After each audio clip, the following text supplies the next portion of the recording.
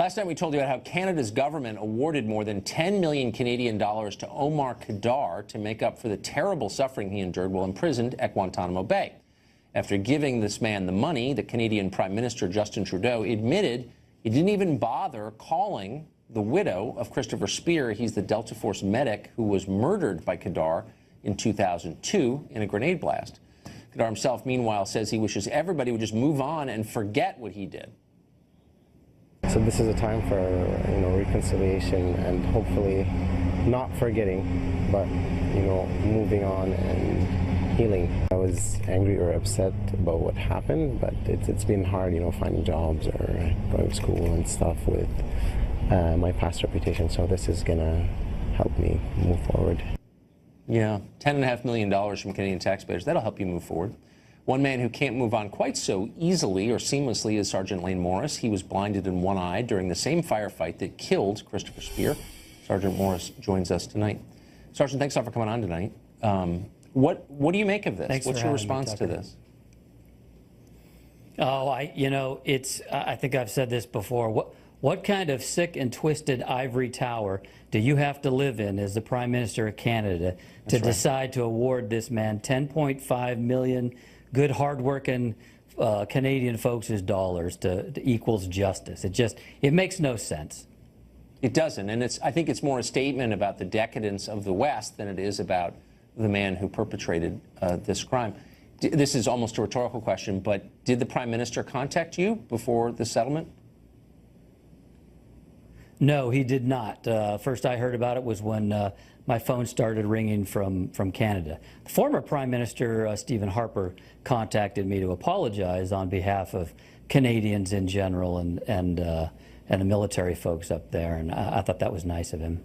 I don't think there's any evidence that most Canadians agree with this or are for it at all. Is that your sense? It is, and that makes perfect sense. I don't think you've got to be Canadian or American to say, okay, there's a guy out there who killed a U.S. soldier, and now you're going to give him $10.5 million because he was lonely at Guantanamo, or he didn't have a shoulder to cry on. It's just how that balances out as justice is just beyond me and obviously Canadians. I think I've seen polls that 71% of Canadians are outraged by this action. It's the definition of decadence.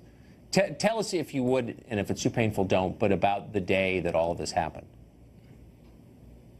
No, I don't. I have no problem talking about it, Tucker. We were after Omar Khadr's father, who was bin Laden's finance guy. The isolated compound we went to, his father was gone. Omar was there with 4 or 5 other guys. We surrounded that compound, myself and 4 other soldiers. We waited for 45 minutes. They wouldn't come out and talk to us.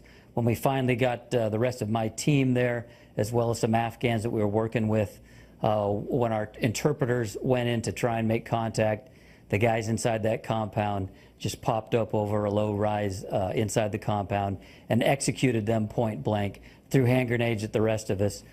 We shot 2 or 3 of them right there at the gate, and as the others ran to the back of the compound, throwing hand grenades as they went, I popped up to shoot a couple of guys with my rifle. It's got a 203, the grenade launcher on the bottom, and as I pulled the trigger on that grenade launcher, I felt something smack me in the right eye. Turns out a hand grenade they'd thrown I hadn't seen went off, and a piece of shrapnel hit me in the right eye. And that ended your service career? It did. I'm a shooter, and the military the Army would have let me stay in as a trainer or something like that. But having to shoot left-handed, I'd be a liability to an A-team, and so I'd put in 21 years, and so I took my retirement and got out. How bitter this must be for you, really. In addition to all of that, to watch the man who did it become rich and apparently unrepentant. I'm sorry. I'm really sorry for you. It is. It's bitter to see a man who and the Canadian government in particular not just remain neutral in the matter.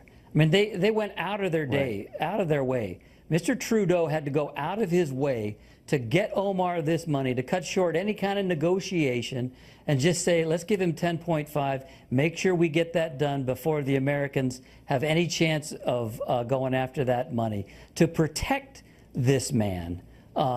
That's really reopening a wound. I feel bad for Chris Spear's wife.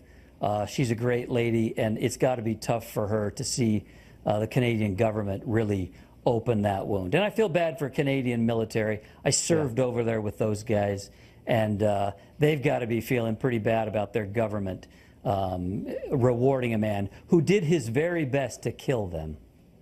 I mean, I'm sure Trudeau did this as an expression of hostility toward America, but he undermines his own society by doing it, and that's depressing. Sergeant Morris, thanks a lot for that. And that's right. Yeah, no problem. Thanks for having me, Tucker.